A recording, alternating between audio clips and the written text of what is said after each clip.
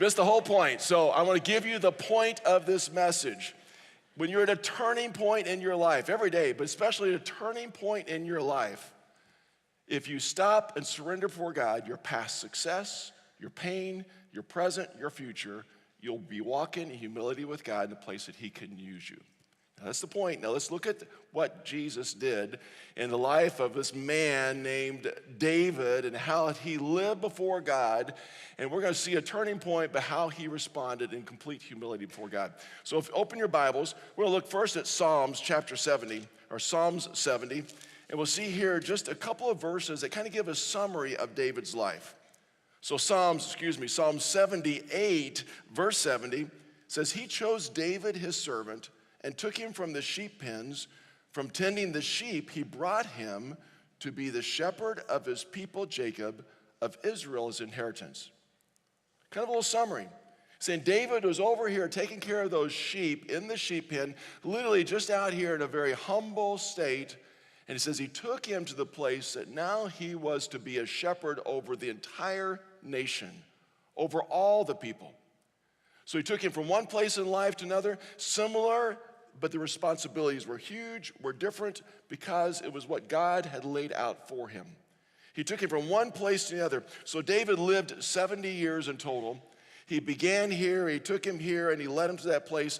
And we look at David's past, we look at his present, and there's a future ahead of him, and the decisions he was making was going to have a huge effect on his future. His past.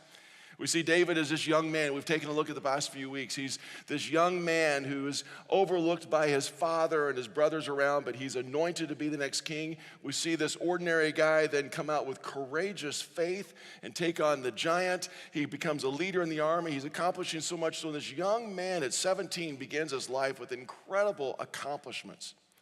We see a great man. We also see this man, his past was full of a lot of pain. Not only was he completely overlooked by his father, who obviously thought he wasn't worth anything.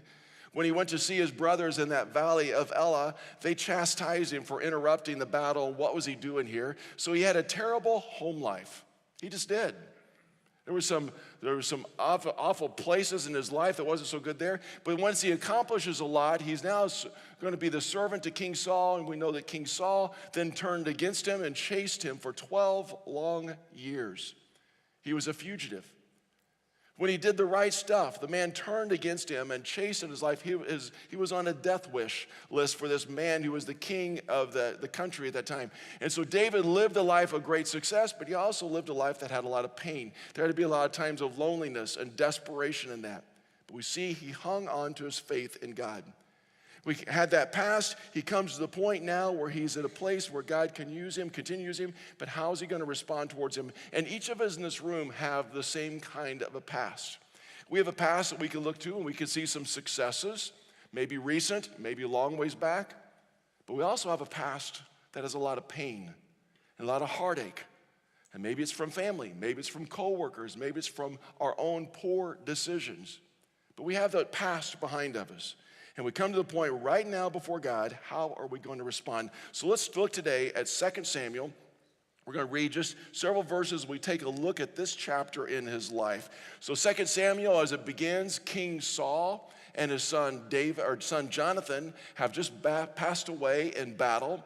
And so they are dead, and now this man who's chased after David for 12 long years is gone, and David is to be the next king. How would you respond? How do you think he would respond? Finally, it's all over with.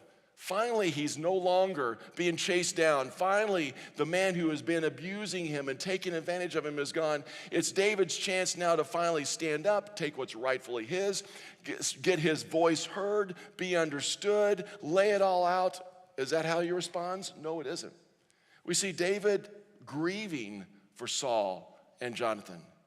Incredible, this man who has chased after him and abused him for so long, David grieves over his life, because he knows that this man was anointed by God at one time. David gives incredible value to him.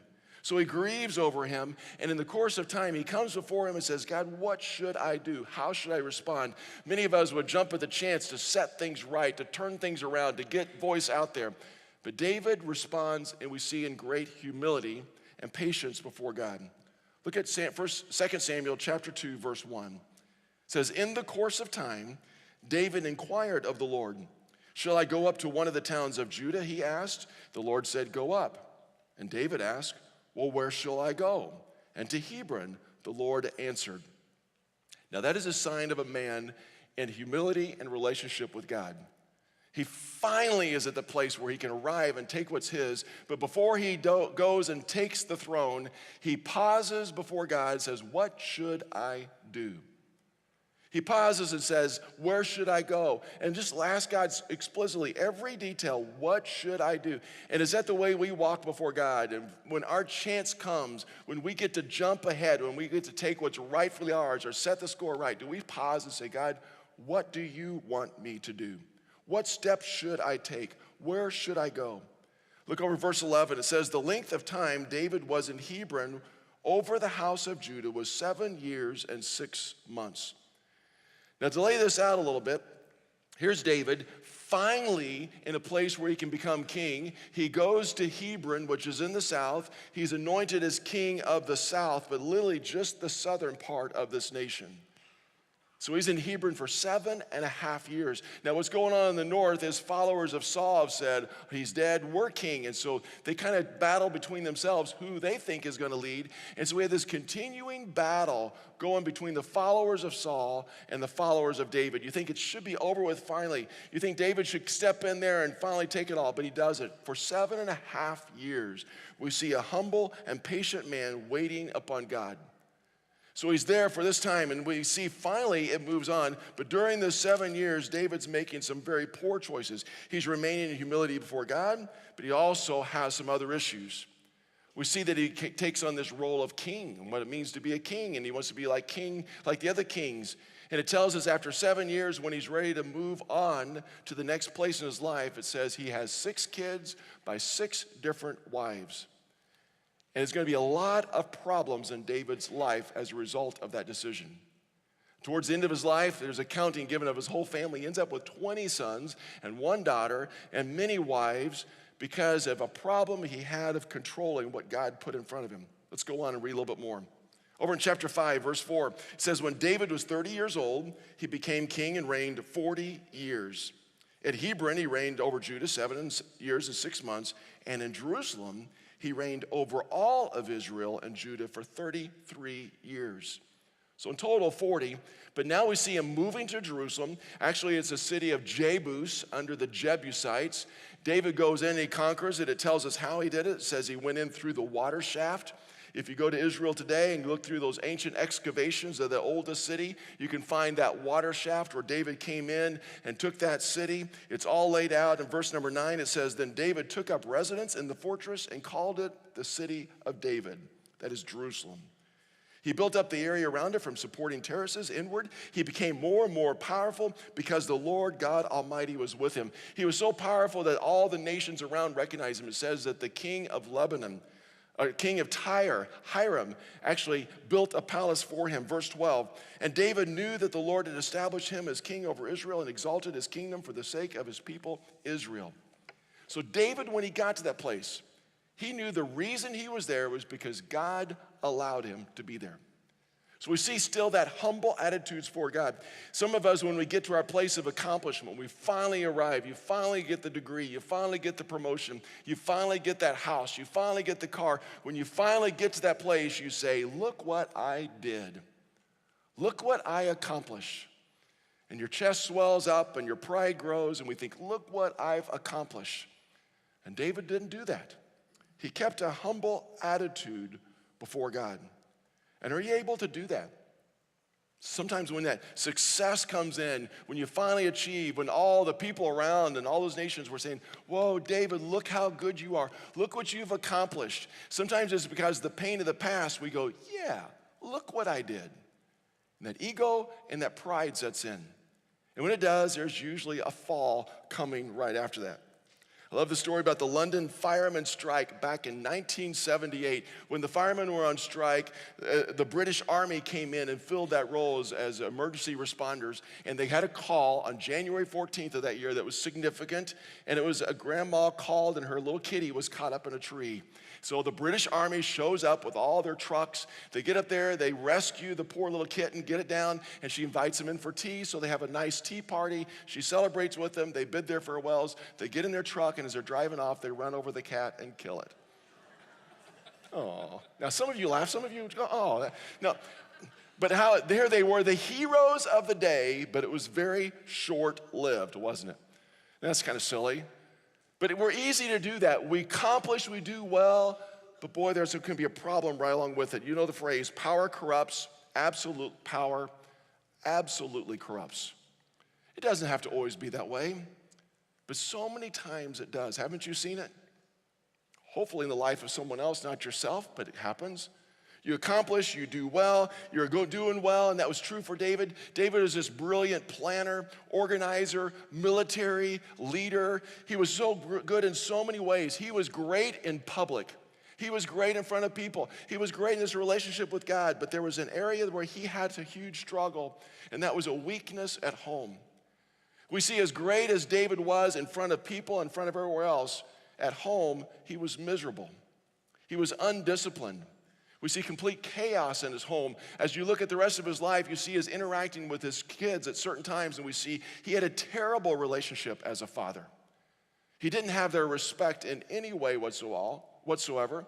He was terrible about disciplining and giving direction. We see him also at a terrible relationship with other people around. In a personal way, he had trouble with lust and with passion, and he couldn't get under control. What he thought was his greatest pleasure became his greatest pain in life. And this man who was so good in the public was so terrible at home, and he never could figure that out. And it brought great pain in his later years. Martin Buxbaum said, how do you measure success? Success. Is it by the amount of money you have, degrees, job, house? He said, I think how you measure success is how your son or daughter describes you to their peers. So how is it like in your personal life at home? How are you handling the success of life? Are you living it out in a humble way at home as well as before God and for people? So let's look at David just one more time here. Over in chapter 7, we see him when he is doing well before God. It's a prayer.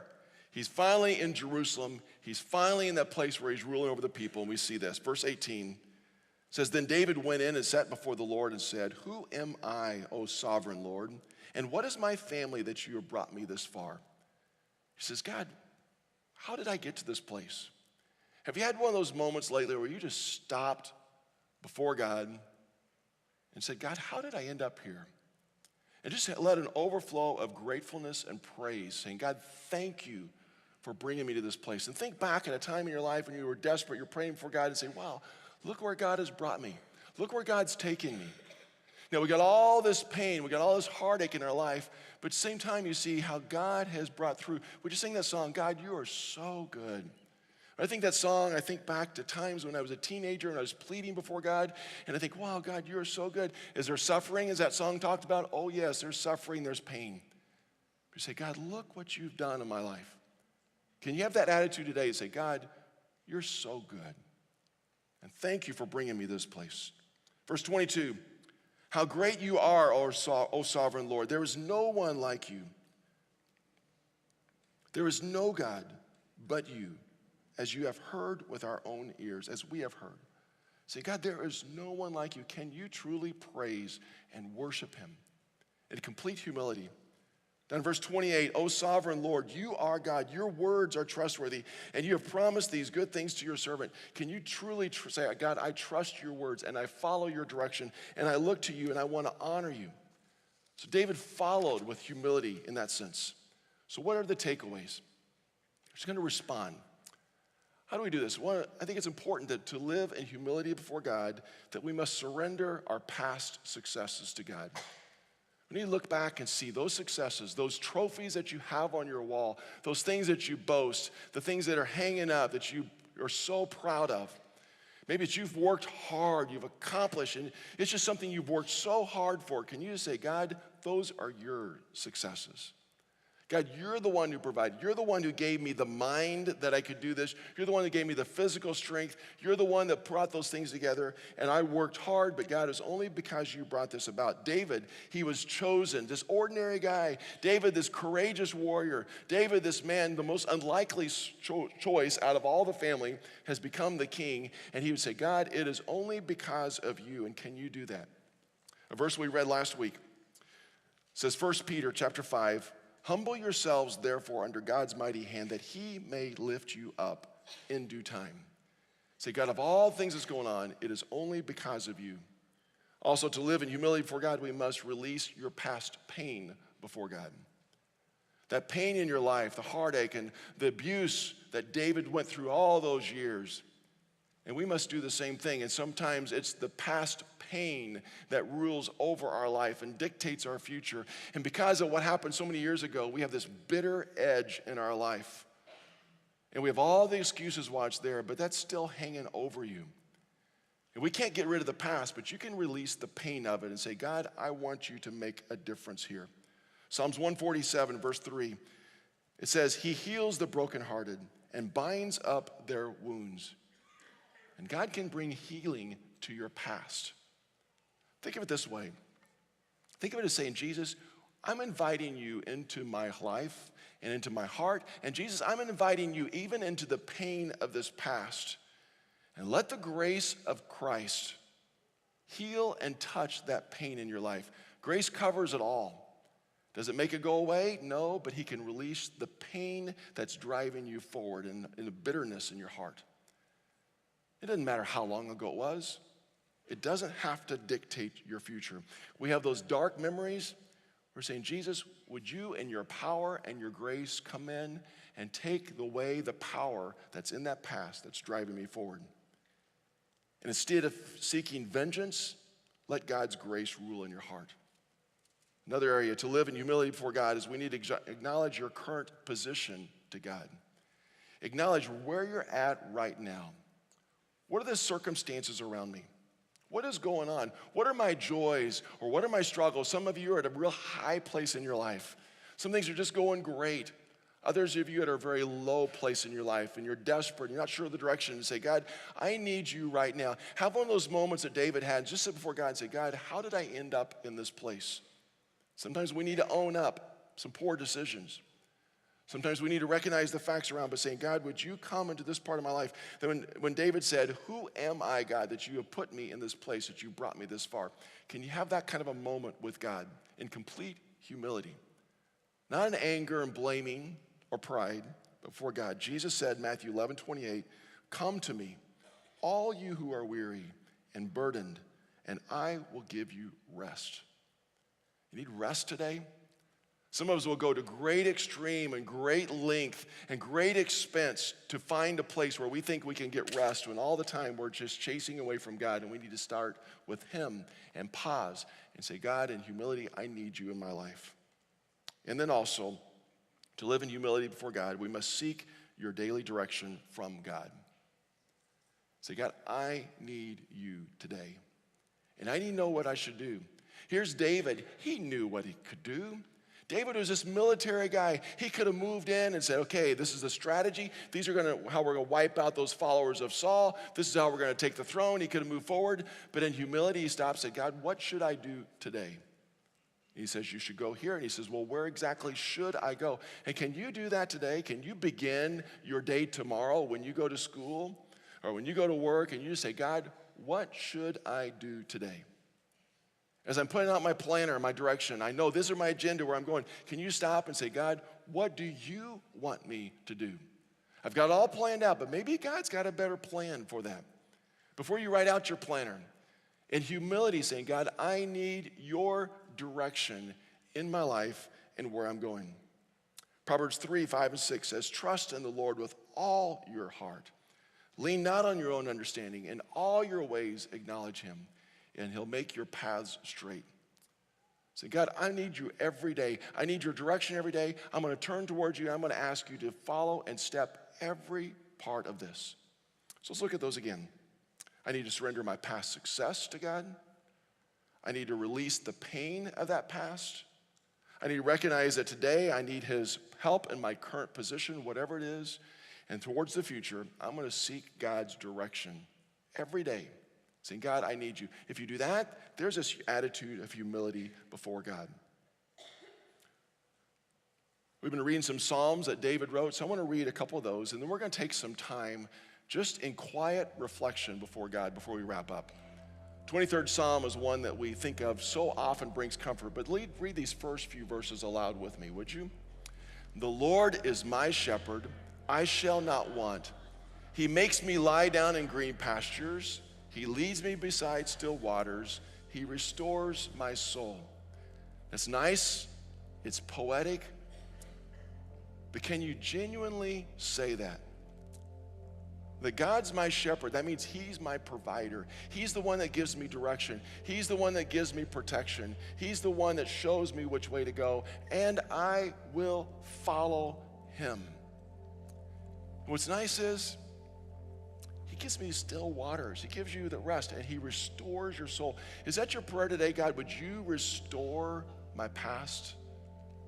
God, would you give me direction? Would you give me protection so I don't have to be out there doing it all on my own? But it's a sense of surrender from the past and the present and the future. The last verse of the psalm says this. Would you read it with me? Surely goodness and mercy shall follow me all the days of my life, and I will dwell in the house of the Lord forever. That goodness and his mercy, that's going to follow you. And we've looked at this passage before. Actually, the word that says follow me is better interpreted as chasing after me. That God's goodness, his mercy, his love, it's chasing after you.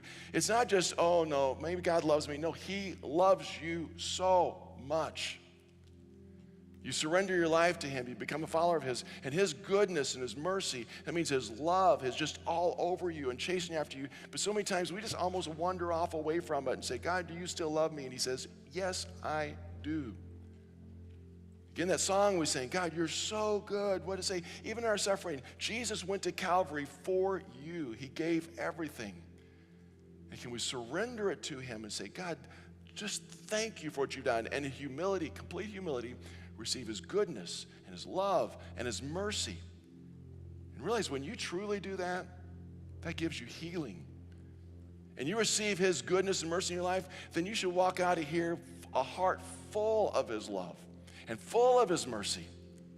And people around you should see this transformed person, no longer bitter, mean, angry, fighting, prideful, but a person full of God's love and mercy. And one more psalm. Psalms 46, would you read this? Be still and know that I am God. And we're going to do that. We're just going to take minutes here. It's going to be awkward. I'm going to ask Mitchell to come out and play, and then we're going to pray together, and then we're going to go to a time of decision. We're just take some time, some pause, and we're just going to be still before God.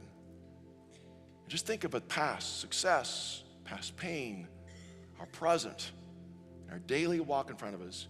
Can we just pause, be still, and know that he's God, and look at our shepherd and the one who's chasing after you today? Would you just pray and be still before God?